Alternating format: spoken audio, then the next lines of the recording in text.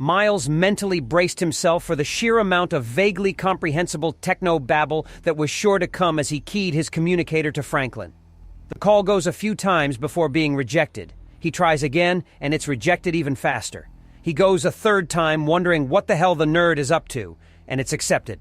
"What?" Franklin roars into the device. "Audio only." "The fuck are you doing?" Miles demands. "The hell's with the hostility?" "Me! What's going on?" a woman shouts, equally pissed off for being interrupted. The hell do you say to get out of accusations of cock-blocking? Is the ship about to explode? No. Is someone about to die? No. Admiral on the horn? No. I need to talk to you, though. Main conference room. In an hour, Franklin says before a sigh of disappointment sounds out. And a half. He amends before closing the connection. "Thank God it was audio only," Miles remarks before shoving his hands in his pockets and getting something to read while he waits. 2 hours later.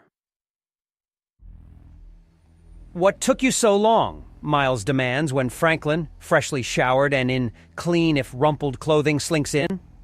Ichi called in her sister Nietzsche. "Those bunnies know how to party. Now what do you need?"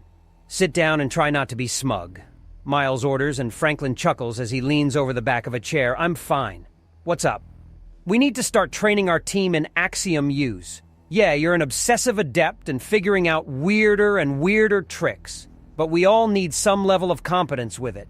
This stuff's everywhere, and it's considered a sport to know how to kill a bitch from 100 paces unarmed." Miles explains, and Franklin runs a hand through his growing hair as he clearly fights down a smug grin. For God knows what reason the ginger had decided to start growing it out. Maybe he just wanted it to be good and long for when he started going gray so he could do a proper Gandalf impersonation or something. "Not quite like that, but I gotcha. What are you most worried about? I'm obsessive about this shit and I know it, so I consider the basics the point you can fastball fireballs and punch through a tank. Let's focus on detection and defense. I trust our team's got enough psycho instinct that we won't lack for killing tools. Detection's a side effect. You get a feel for the Axiom as you use it more and more. Defense is something else. There's a lot of things to protect yourself from and a lot of ways to do it." "Oh yeah?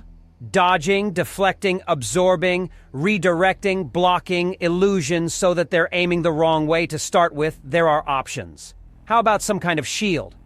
"Those are sold on the open market and easily detected," Franklin says before frowning. "Unless you have other options?" "I've been brainstorming something.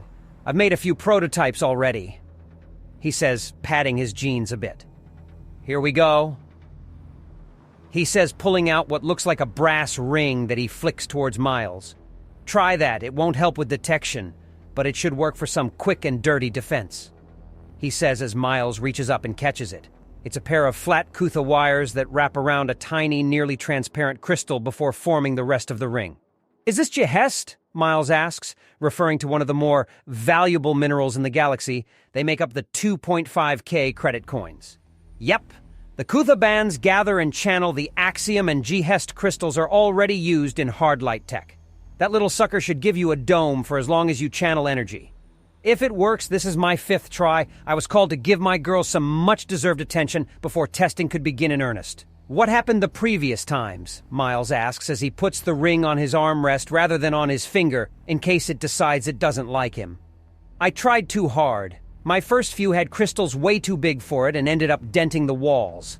Then when I started using smaller crystal pieces, I was using more than one, and they set up 2 identical constructs. When they manifested into the same space at the same time, the Axiom really didn't like that, and I got bounced halfway across the room. That one was my saying, 'Fuck it,' and going minimalistic," Franklin says, and Miles nods before eyeing the ring. "What's the chance that it goes up like a bomb if I put it on my finger?" "About as much as getting hit by lightning."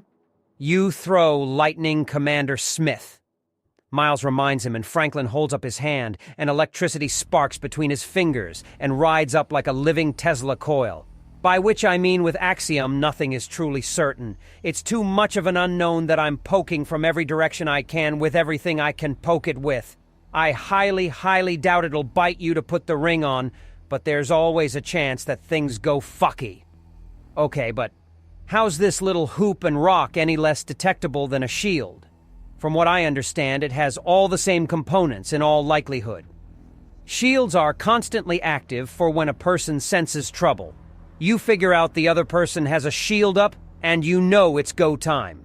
That, on the other hand, has no internal power source. You have to actively channel Axiom through it, or it's just a lump of metal and a rock, which means that until you use it, it's just a ring. Split-second protection rather than constant. I getcha. Not split-second. If you keep your focus up, the shield stays up.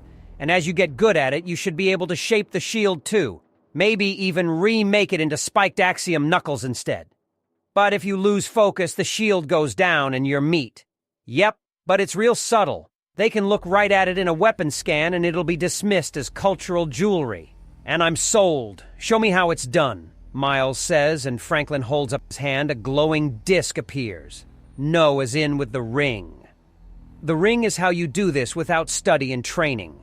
The Kutha gathers and focuses the Axiom through the Jehest into a hard light projection which can be shaped like anything if you've got the brain for it. Franklin explains, and Miles puts the ring on with some trepidation. Feels like it's crawling, like it's alive. It may as well be. The energy going through it won't hurt you, but that's basically an active circuit. It just needs a final push to move through the Jehest. Will alone is enough when it's that ready to move.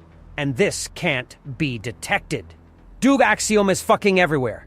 The amount, the density, and the quality fluctuates from 1 millimeter to the next. A Kutha coin stands out like a flare, and it takes 1 coin to make maybe 5 of those.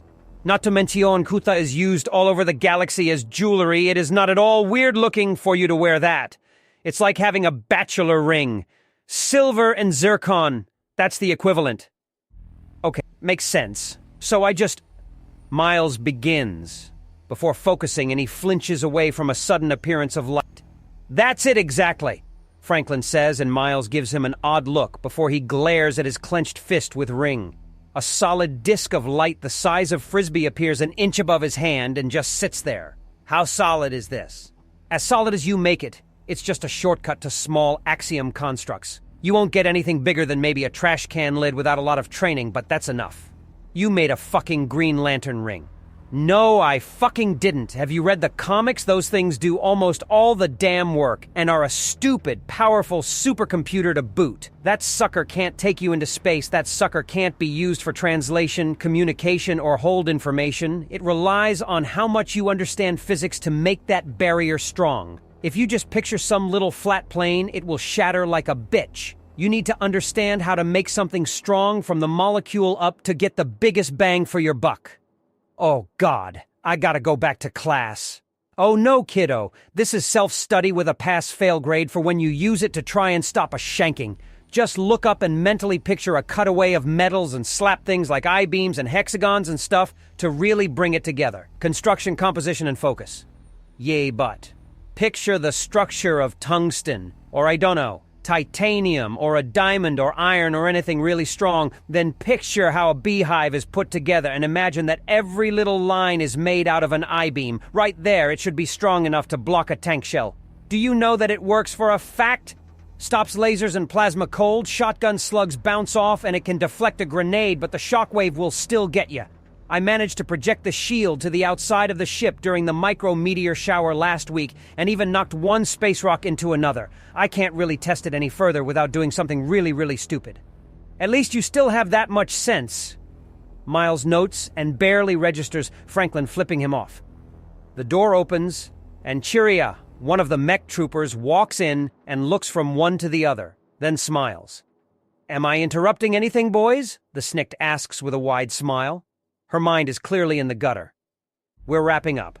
Bossman here just has about a week's worth of work for me to do on top of everything else.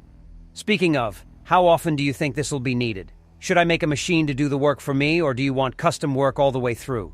At least draw up blueprints for a machine if you won't make one yourself. If these shield rings work as well as hoped, then it's something we need to get to the rest of the EFL and the Dauntless. All right, I'll Shanghai Victor into lending a hand. He knows a few tricks. And the Dauntless already has a copy of all my notes. I talk to them daily about my ideas, and they bounce a few off me in turn. They know about the ring, just not that you tested it now. Franklin says, before he grabs the top of his seat and hurls himself into the air where he floats and calmly rights himself before touching the deck plating. "Excuse me, cutie pie," he says to the mantis, who blushes before he leans in and kisses her on the cheek. "You're still flirty? But you've done the Rabbit Sisters?" She simpers and he grins. "That doesn't mean I can't appreciate beauty," he says. "Do you think you'll be able to spend some time tomorrow?" she asks, and he kisses her full on the mouth. "I'll be there," he says as she squirms due to the higher concentration of pheromones in his spit. He walks off, and she follows him for a few steps, which causes the automatic door to close behind her. "Oh my God, these aliens," Miles says to himself before chuckling. "First contact is official. We made a hell of a first impression even if the ship hit the ground like a tin can and the big open the door and reveal the army bit was botched. The marching stomp saved it, though. But is it enough? We've got some foxes in the hen house, but we don't know how many of them are actually hens and not, what are they called, emus? Capybaras? Those stupid deadly shanker birds from Australia? We know these girls can hack into a system like it's not even there. Nothing electronic is safe. They've got spies that can shapeshift if they're not invisible by default. They've been at this for hundreds, if not thousands of years, and have what is effectively magic on their side as well. We have surprise, willpower, and focus. Is it enough? He asks himself before snapping his fingers. Cassowary, yay! Modern freaking dinosaurs, they'll gut you good. How do I should... Damn it, I'm just a jumped-up grunt. I can't do anything but my best here on this ship. I need to practice my aim, Miles says to himself before walking out of his room and pulling out a 1-credit coin. Time to give his baby a workout and then talk to Agenda. She mentioned something about easy credits.